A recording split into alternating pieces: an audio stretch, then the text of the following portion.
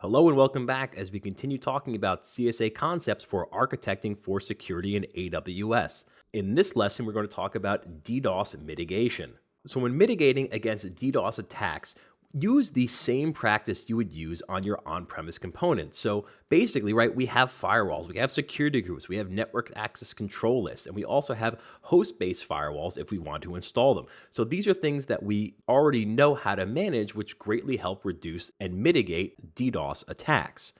We can also set up things like a web application firewalls or a host-based or inline IDS IPS appliance. So for example, Trend Micro offers this type of application within AWS that we can install on an EC2 instance, and we can route all traffic through an EC2 instance with this type of software installed, and that can do all sorts of custom filtering before sending traffic onto the rest of your application. So now, along with traditional approaches for DDoS attack mitigation, AWS also provides capabilities based on its own elasticity, right? So we could potentially use CloudFront to absorb DDoS flooding attacks. So a potential attacker trying to attack content behind a CloudFront distribution is likely to send most requests to the CloudFront edge location, where the AWS infrastructure will absorb the extra requests with minimal to no impact on the backend customer web server, meaning your EC2 instance. So by using CloudFront, you are in essence adding a great DDoS attack mitigation layer to your application. Now also, and this is important to be aware of, we must have permission from AWS to do any kind of port scanning on any of our own EC2 instances.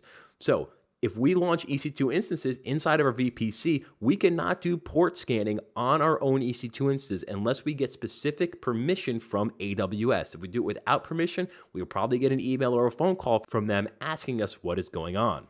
AWS also has ingress filtering on all incoming traffic onto their own network. So they're verifying traffic that is coming onto their own network before it even reaches our section of the network or our virtual private cloud in which we are hosting our application. So there's already a level of DDoS mitigation security way out on the AWS infrastructure side before it even gets to the actual hardware that is running our application. So what's just important to remember here is that we should use the same practices that we used on our own on-premise data centers and take advantage of AWS's security groups, network access control lists, and even set up something like a host-based or inline IDS IPS appliance to do a higher level of traffic filtering. And also keep in mind that we can take advantage of something like CloudFront to really help mitigate DDoS attacks by having our data cached at edge locations as opposed to those requests always hitting our backend servers, meaning our EC2 instances.